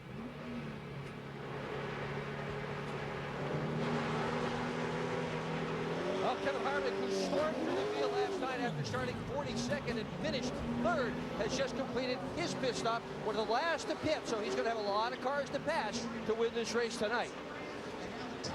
I've been pretty impressed so far, guys. I haven't heard those dreaded words. Too fast entering or too fast exiting. It's been pretty clean all night, and this is definitely the pit stop as we see Brian Vickers in the 25 took the lead. You don't want to see no mistake on this pit stop here with 34 laps to go. Vickers coming down the pit road, and so is Sterling Marlin, which would be the last of the lead lap cars to make a pit stop. Here's Matt. A young man who finished third at Talladega hits the flip-flops pitboard sign in memory of his late friend Ricky Hendrick. You can see they're pulling the tear-offs off the windshield for better visibility. Left side tires going on. Now his car was neutral. They still made an air pressure adjustment to try to improve that 25 car. The green flag pit stops, instead of spreading the leaders out, pulled them all together. Tony Stewart, Jeff Gordon off to turn one, side by side once again. Yeah, Jeff Gordon, really, that group's led by Steve Letarte. They won the battle of those green flag stops, but Tony Stewart in that orange 20 car, he's not going to let him keep the point for long, but not a lot of help so far. But here comes Kenseth in the 17 to help him. And Bobby Labonte. Labonte finished second here in both 1998 races, driving for Joe Gibbs. Tonight, he's driving for the King, Richard Petty, in the 43. Gordon's car's again got that look. It is pretty good on new tires, but he has a little bit of problem right at the end of the run. And Darrell, should we stay green, this will be another long green run because that pit stop came right on the window that will get them to the end on a full load of fuel.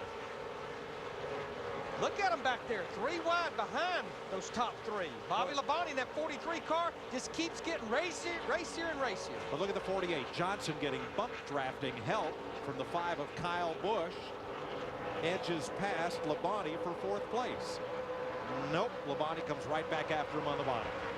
But Bobby Labonte's getting some Dodge friends up there. Ryan Newman in the 12 finished third in the Daytona 500. And how about the Blue Deuce there on the inside? Those guys changed the battery under the last caution. Tell you what, that 43 car is coming, baby. Oh, you know what they say? It's good to be king. Yeah, especially on the 4th of July.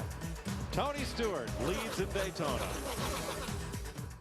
Laps to go. We have a record tied for the Pepsi 400 with 14 different leaders and 27 lead changes so far. And right behind Tony Stewart is Matt Kenseth, who was as far back as 33rd on a restart, but has worked his way up to second.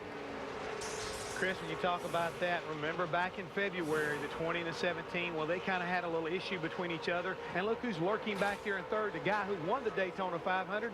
And who's behind him? The 2-car Kurt Busch, who had a pretty strong run here, also going in Daytona in February. But right now I'm wondering, Matt Kenseth is thinking, I wonder what's going to happen if I try to pass that 20 car, or if we might wind up seeing something that like we did in February. Matt Kenseth led some 28 laps in that race. A little upset with each other, and Tony said, hey, I didn't appreciate that, and it wound up spinning Kenseth around, but fortunately he was able to recover. These two guys right there, I mean, they were pretty mad at one another at the end of the day. Kenseth thought he had the car to win that Daytona 500. Had that incident not taken place, he brought that same car here. Of course, Jimmy Johnson, who won the Daytona 500, can't bring that car because it's on display at Daytona, USA. Tony Stewart leading Matt Kenseth and Jimmy Johnson. 25 laps to go. You're watching NASCAR on Fox.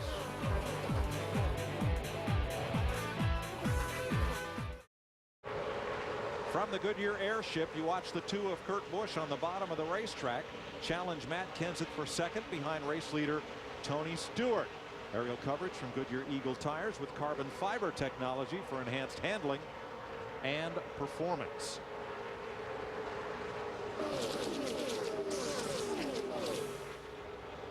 Let's talk strategy as we get into the final 20 laps of this race with Steve Burns. And Mike, let's put it in perspective for the number 17 of Matt Kenseth. He ran into Dave Blaney on pit road on lap 88, restarted 33rd, and right now he is right behind the number 20 of Tony Stewart, and he has no intentions of moving anywhere from his rear bumper. Yeah, I don't have any plans to go anywhere. I don't know what they'll do behind me here. I'd like to stay in line until we get at least 5 to go, you know, or later. I think we're doing fine right where we are. They told us 48 that you would stay behind the 20 for 2 until 2 to go. So Matt Kenseth, again, staying right in the tire tracks of that 20 car. They've overcome a lot of adversity tonight. Also a vibration and concerns about the carburetor before the race even started, Mike. Matt Kenseth's drive from 33rd to 2nd is our Ford bold move of the race.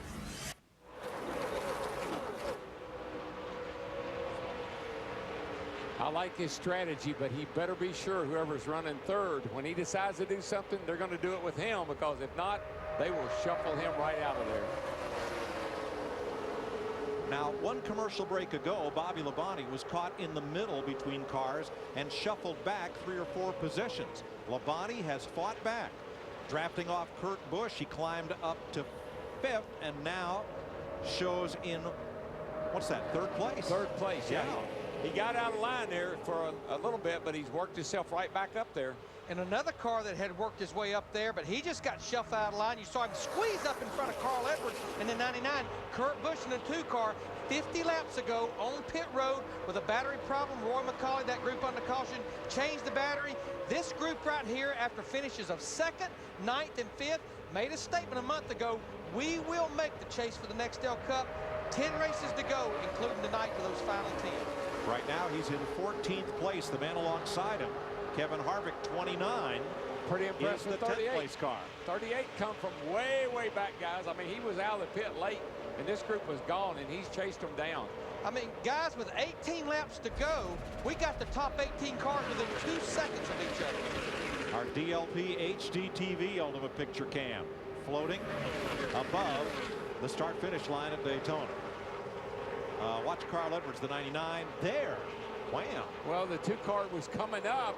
I think Carl may have gotten a little air off of him and caused his car to. We saw Kurt do that earlier right behind the 99. Kind of changed the roles a little bit. Now, for a second, Kurt Busch had help from Elliott Sadler in the 38 car. Then Elliott went lower. Now he's getting a shove from Carl Edwards in the 99 and another Roush car in the 6. Harvick's fighting his way back, too, in that 29. Look up by the wall, the 07. Clint Boyer coming back into the picture. He's flirted with the top 10 all night in that black Jack. Every time I look at that Hershey's car, I got to say, what has Brown done to you? Let's went from the rear to the front to the rear back to the front for Kevin Harvick tonight. Our Daytona 500 winner and Nextel Cup leader, Jimmy Johnson, sits in 5th place in his Lowe's Chevy. Matt? Running with his teammates, Mike. Now, besides that special paint scheme, he also has a special Darrell Waltrip edition chrome-looking helmet. Also, he was going to use black gloves tonight to go along with his new paint scheme. But when he realized that the black gloves would be difficult for the car behind him to see when he's giving hand signals, whether to pit or to hook up in the draft and go with him, he decided to go back with his usual Lowe's blue gloves. A lot of white on those gloves, Matt, as you show us. But still black, Mike. He felt like inside the car with the darkness, it would be tough to see.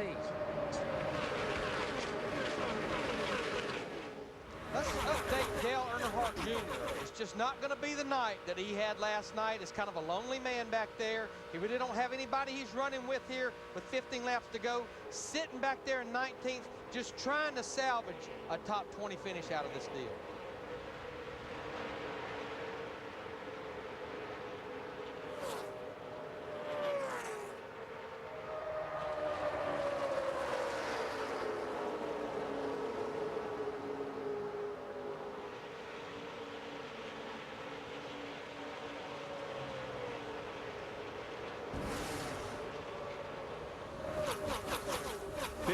Laps to go. Is Tony Stewart going to lead them home, or has Matt Kenseth or Jeff Gordon or Bobby Labonte been saving something for Stewart? Racing for 5th place, Jimmy Johnson and Bobby Labonte have crashed. We're under caution. Pit road is open. Steve. 4 tires for Matt Kenseth. Coming down pit road, he said, let's show them what we're made of, guys. No other adjustments, just 4 brand new tires for Kenseth. Dick.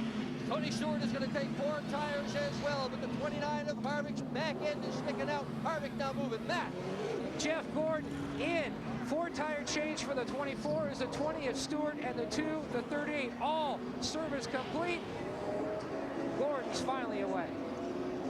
Well, I'm going to tell you what, this race may well be won what just happened on pit road, because we definitely had some teams roll the dice and went with just 2 tires. I'm pretty sure Greg Biffle in that 16 car, Doug Richard, looks like he rolled the dice here. Probably going to be less than 10 laps to go. May not be a bad move. 26 did too, I believe, Larry. I think we had several cars that did that. They took 2 tires. Hamlin as well.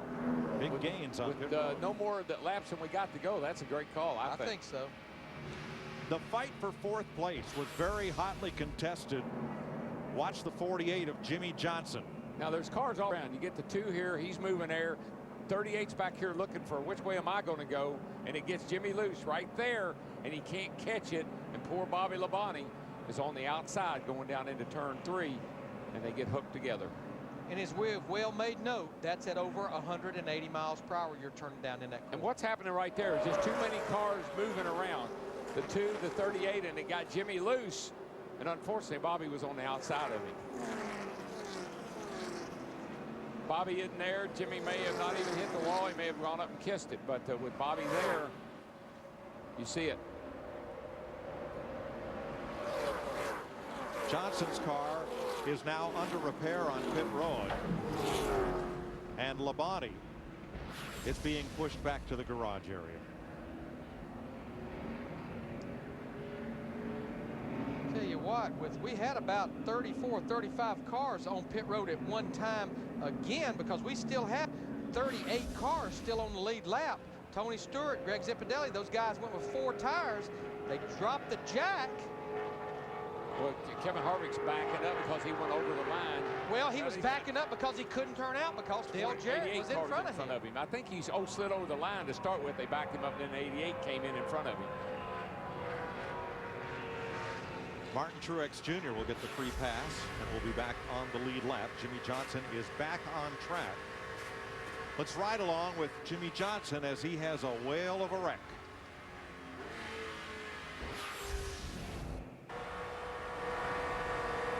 Inside, in and out, in and out, in and out. Out. Clear low, clear low. Inside, inside, inside. Out.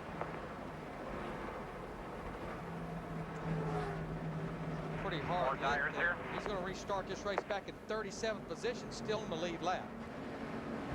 I'll say one thing about him. In a wreck like that, he had the presence of mind to keep the wheels kind of turned to the right a little bit so the car didn't come down in front of all the oncoming traffic.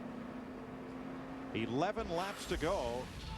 Bobby Labonte's night is over, dejectedly in the garage after being caught up in Jimmy Johnson's crash. Life takes Pisa. Darren, looking at that last replay, the question is, why didn't Jimmy Johnson turn down off Bobby Labonte? Well, I don't think he wanted to come down in front of the oncoming traffic. I think he thought there was probably a lot of cars on right on their back bumper. He just kept the car kind of pinned right up there where it was. All right, 37 cars on the lead lap. Our pole sitter Boris Said leading Casey Mears. They did not pit.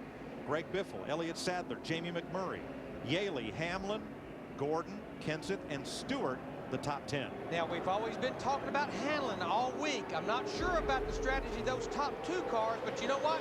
They were not hardly going to get a top 20 finish if they pitted with everyone. Actually, if the cars had changed 4 tires, Jeff Gordon in the 24 group won the battle on that group. But just remember, Larry, saw cars come to the back to the front pretty quickly. Having cars in front of you to draft off of is a good thing. 4 fresh tires here will make you a superhero. Let's see who flies through the field. Now we're riding with Greg Biffle in the 16 car, won the battle off pit road. We know he, Jamie McMurray, J.J. Yaley, Elliott Sadler, they have 2 fresh right side tires. Frank Stoddard, Boris Said's crew chief, told broadcaster Barney Hall this morning, how fast does an anvil get to the bottom of a pond? That's how fast we're going to drop back after the green. But look, here's Boris Said after all those adjustments, rolling the dice right back up front again. And what he meant by that, he knew what they had to do to the setup of this race car to go up there and sit on the front row. Top 4 single file, 2x2 after that. One thing we know about 60, he's plenty fast enough. Oh, yeah. I don't know if he's got a grip on the lead or not, but he's fast enough.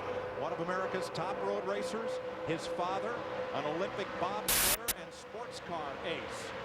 Boris Said leads at Daytona with 8 laps to go. And what happens is there pretty soon panic will set in. And you'll start saying, I got to get there, I got to get there. And you'll start making dumb moves. And just remember, the guy in second, 42 car, Casey Mears, that's a backup car. He was involved in that practice crash on Thursday. And there's going to be some guys back here that are going to get real impatient in a hurry. There's 7 laps to go. Stewart drops to the inside. Little contact there. Forces his way past teammate Denny Hamlin. And he stays on the bottom, going straight toward the front. It's like the seas parted for Tony Stewart. Cannot believe how that happened. Stewart is up to second. Let's go to the garage. Steve Burns. With Bobby Labonte, Bobby, how disappointing with a great race car and a great team effort to be here in the garage. We're still disappointing, you know. And, here we go, boys. Got the big one off of turn 2 back here, guys. Well, We'll get back to Bobby Labonte in a moment as teammates Mark Martin and Greg Biffle have crashed. Actually, it wasn't as big as I thought it was going to be when it started. There were a lot of cars around, but only 2 really got involved. A lot of right front corner damage. Whoa, there's another one. I didn't see him. And we got no brakes. Right front's gone. Hold on. Well, Hendrick Motorsports' fortunes turned sour in a hurry. 48 on the last caution, 24 on this. We heard him say no brakes. And a lot of smoke from Carl Edwards' car. Big tire up there as well on the 99. Let's see what happened here, Darrell. Well, let's see. We're up in the middle here. Bunch of 3 wide. The 16 of Biffle and Gordon coming. Oh, Yaley gets into the back of the 16.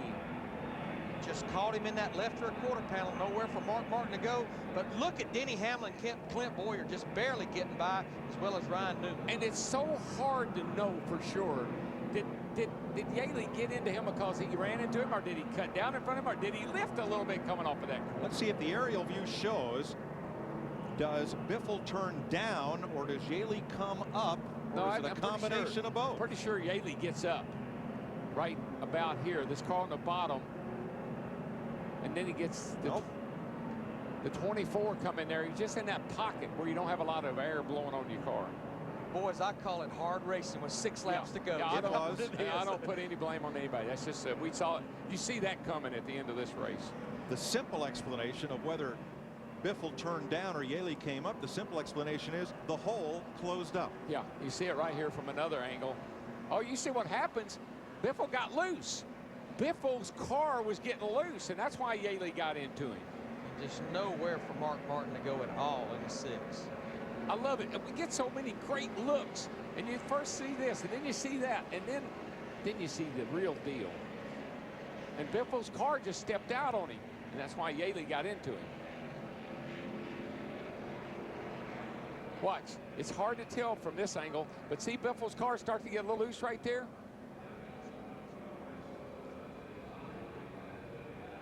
Definitely, you would have to say J.J. Yaley was at no fault whatsoever. No, J.J. didn't do anything. He Not at all. Right there, you see it perfectly clear.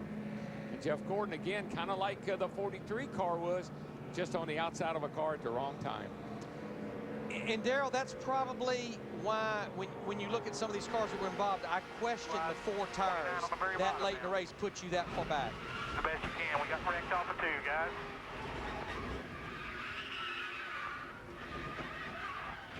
Well, I don't know how many tires Tony Stewart took.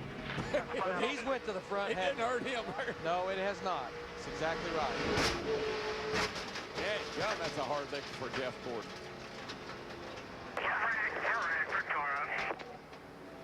Gordon said the right front was done, and he had no brakes. He has climbed out of the Pepsi DuPont Chevrolet. And Denny Hamlin, who is trying to get back into the top 10, Jeff knocked him out last week. He's sitting there in 10th place right now, so there could be a little movement around the bottom of the bottom 10 guys right now, in the chase. You're right, Darrell. Hamlin will move back into the top 10, displacing last week's winner in California, Jeff Gordon. Sorry to interrupt Bobby Labonte explaining what happened to him in the wreck with Jimmy Johnson. But now let's go back to the garage and Steve. Thanks a lot, Mike. Appreciate it. Bobby, again, I was asking you how disappointed after a great team effort to be here in the garage. Still disappointing since the first time you talked to me a while ago. It's just very frustrating. You know, the guys in the Cheerios, Betty Crocker Dodge, did a great job. You know, we didn't qualify that good, but we knew Friday afternoon we had a good race car, and or Thursday afternoon we had a good race car. You know, just ran consistent and steady, and didn't do anything wrong. We don't think any throughout there. And then we just got, up there close to the wall in turn 3. I'm not sure what happened below us, but, obviously the 48 car was there, and I don't know if somebody got into him or got him loose. But we collected the wall, and, he collected us, and, that was our night. But the guys did a good job, a great job. The guys in the Fab Shop were great. We're not the you know, we're getting there. You know, it's just that stuff like this really makes it hard on us. Thanks for your patience. Thanks, Bobby. Jimmy Johnson with damage from the earlier crash, still on the lead lap. There are 36 cars on the lead lap. You see Carl Edwards still with problems as he comes out of the pits. Now he came out to stay on the lead lap, and he'll likely come back in the pits next time around. And let's talk about what we've got here now. We're going to have 3 laps to go when we get the green flag, as we see Jeff Gordon's car, the 24 car, being towed in. But let's talk. I honestly believe that this caution may have been good for Boris Said and for Casey Mears. The reason I say that, that group of cars behind them were lined up with 4 fresh tires, and they were coming. So actually, I don't know that that move by staying out by Frankie Stoddard, the 60 car, or Donnie Wingo in the 42 car is going to win the race for him. But I think maybe these caution laps are buying them some time. It will be a single file restart. Do you remember what Boris Said promised Dick Berggren he would do if he won this race? He would mow his... Shave his head. Shave his head. Mow is a good term. Yeah, mow it. He has the big curly locks. Well, Dick Berggren, do you have the razor and the shaving cream ready? Oh yeah, I'm ready. But I'll tell you what, Mike, they've all been chasing Tony Stewart since these cars arrived at Daytona a few days ago. Stewart won the first practice, qualified on the outside of the front row, and has largely dominated the race tonight, leading more laps than anybody else. Currently riding in second spot. He just told his crew he can tell that Boris Said in front of him is nervous just by the way he is driving the car under these caution flags. So will the race go to the guy that has got virtually no restrictor plate experience, Boris Said, currently in the lead, or Tony Stewart, the guy who has already won here at Daytona 8 times? I think Tony needs to pull up beside of him and see what's written on the quarter panel, because that's Boris Said. No fear. No fear. I don't think he's nervous. He isn't. The car might be. Last week at Infineon Raceway, Dodge Save Mart 350, those two got into a bit of a shoving match, and Tony moved Boris out of the way because he didn't like the way Boris passed him earlier.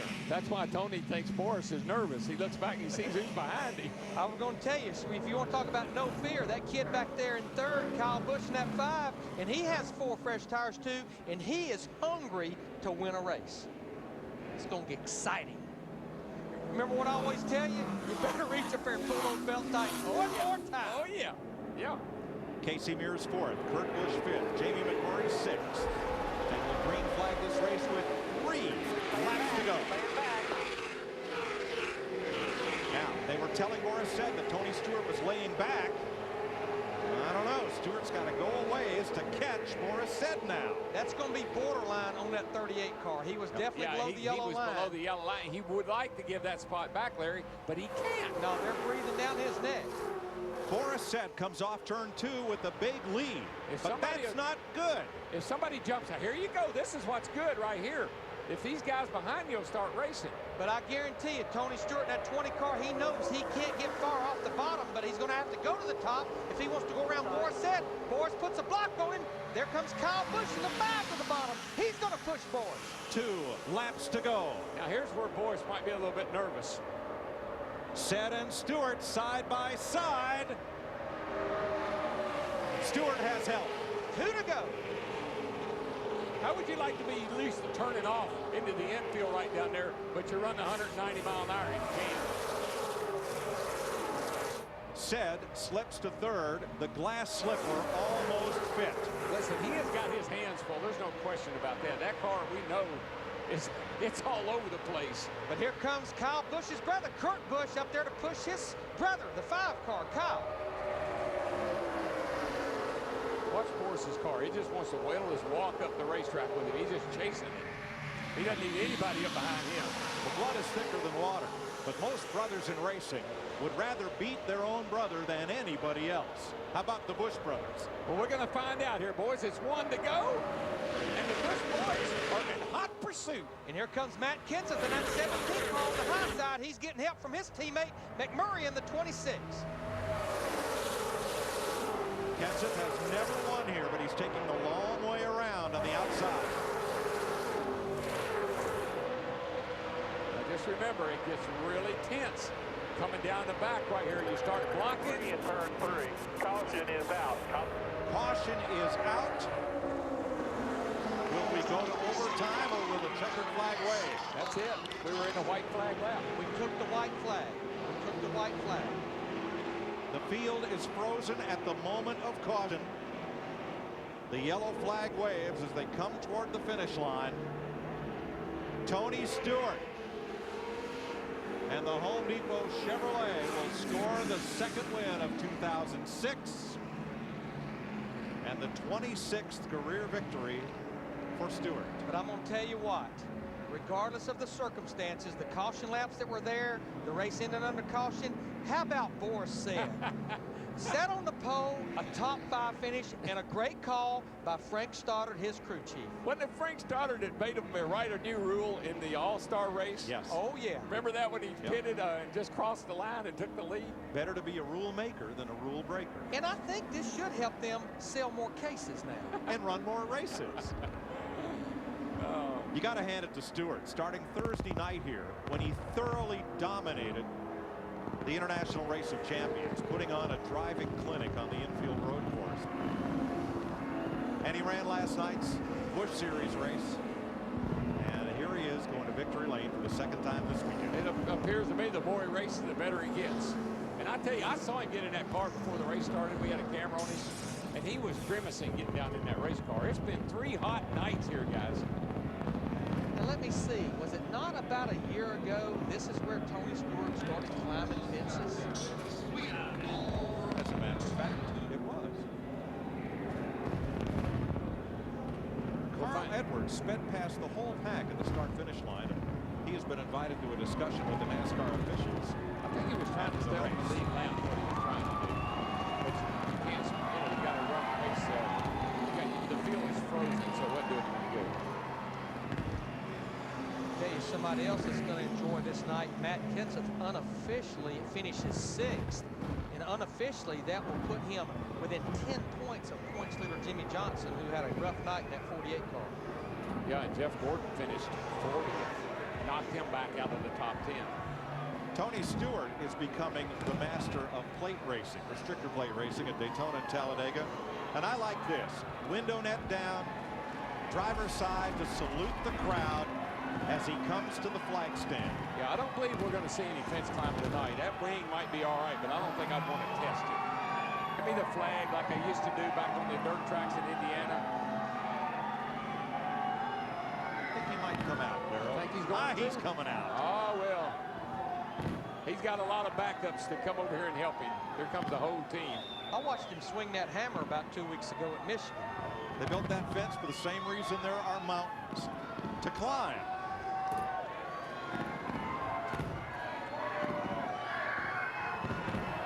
Here he goes. I can see him look up and say, how high is this fence anyway? He scaled that thing pretty rapidly. Oh, he did. That's what winning will do for you. Tony Stewart climbs the fence and captures the flag. Yes.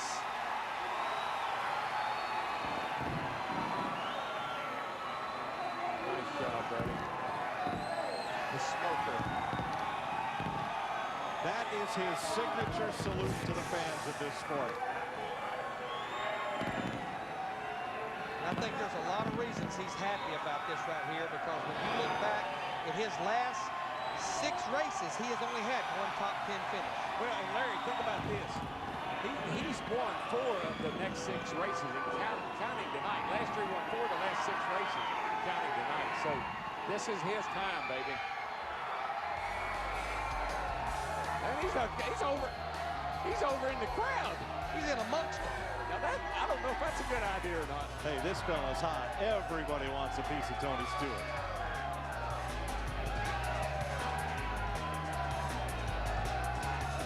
We'll find Stewart in victory lane next.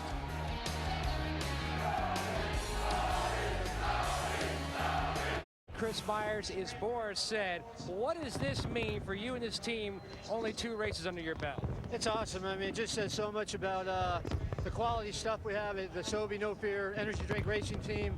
Got great sponsors with Dollar General coming on board for a few races. Frank Stoddard did a great job leading these guys. We got great resources back at the shop. the guys that put this body on at Roush Racing, you know, they're the real heroes in this, and the guys What in about the driver? You had a heck of a drive from the back. I just held it wide open those last 15 laps, and anyone could have done that in this car. But the engine was awesome. Everyone at Roush Yates, I appreciate it. It's the best equipment I've ever been in, and it's the highlight of my racing career. And I just feel like Rocky Balboa in the 15th round. I feel like I won, and hopefully we can get some momentum, get our fans out there to start backing our Sobe No Fear energy drink, and stop buying Red Bull and those other nonsense brands. And if we sell more cases, we're going to do more races. So that's our motto. Going to try to do more races. He felt like it was a win. Now let's go to Victory Lane and Dick Berggren. And Tony Stewart has finally arrived at Victory Lane, but he is still trying to catch his breath in Victory Lane. So it was tougher to drive the car. Oh, he's going to come out. All right, come on out, Tony. This guy he's into extended celebration tonight. Why not after what he has done? All right, my friend, was it harder to drive the car to win the race, or was it harder to climb that fence? It's harder to climb the fence. About 2 to go, I thought, man, maybe I ought to let somebody else go around here and let them climb it this time. But I can't do that, though. It's I'm so proud of all these guys. These guys are the ones that made it happen. It's not me. You know, we go to these restrictor plate races. It's Greg Zipadelli and everybody on this Home Depot team. They do such a good job, and all of Home Depot corporate supports us 100%, Coca-Cola, and just everybody involved with this. They've done such a good job, and it's been a long weekend. It's been a long, hot weekend. I cannot wait to get out of here. A little bit over a year ago, you were hardly a fan favorite. Then you won the Pepsi 400 here at Daytona, climbed the fence, went on to win more races and a championship. And now the fans love Tony Stewart. How big is that for you? It's cool, and they may call this Pepsi 400, but Coca-Cola still tastes a hell of a lot better. So I'm going to drink this the rest of my life, whether I'm sponsored by them or not. So I always have, always will. But, you know, it's so cool. I mean, that's the best thing in the world is climbing up that fence and getting to that flag stand. And it doesn't matter what shirts they got on or what hat. They're all cheering up there. And I made the mistake of going down the ladder, thought there was a gate there. Didn't find the gate and was in the mosh pit for a while. So I'm pretty sure I'm not cut out for punk rock bands anytime soon. But, man, it's awesome. This team needed us. We've had 2 really rough weeks the last couple weeks with Michigan and Sonoma. So it's nice to finish this one off here. Congratulations to you. Steve? Thank you, Dick. Jeff Gordon coming off a great win on the road course at Sonoma. Within 13 of Jimmy Johnson. Dale Earnhardt Jr., Casey Kane, Tony up to 5th. Kyle Busch pops up into 8th place in the points from 12th. Kevin Harvick stays. Denny Hamlin adds into a very crowded fight for the top 10 as we head toward the chase for the Nextel Cup. Chris Myers. All right, Mike, Darrell, Larry, nice working with you guys throughout the first half of the season. Look forward to the next 8 Daytona 500s. It'll be a good year for years to come. Our aerial coverage brought to you by Goodyear Eagle Tires with carbon fiber technology for enhanced handling and performances. Fireworks a little early on July 1st, but celebrating the 4th of July weekend. Well, Jeff, he's a 2-time champ, so you expect Tony Stewart, when we listed all those restrictor plate racers. Tony Stewart, the winner, Kyle Busch and Kurt Busch, winding up 2nd and 3rd. Fox, the home of the next 8 Daytona 500 races. Until then, enjoy Major League Baseball and the NFL. For our entire entourage, I'm Chris Myers. Thanks for watching NASCAR on Fox.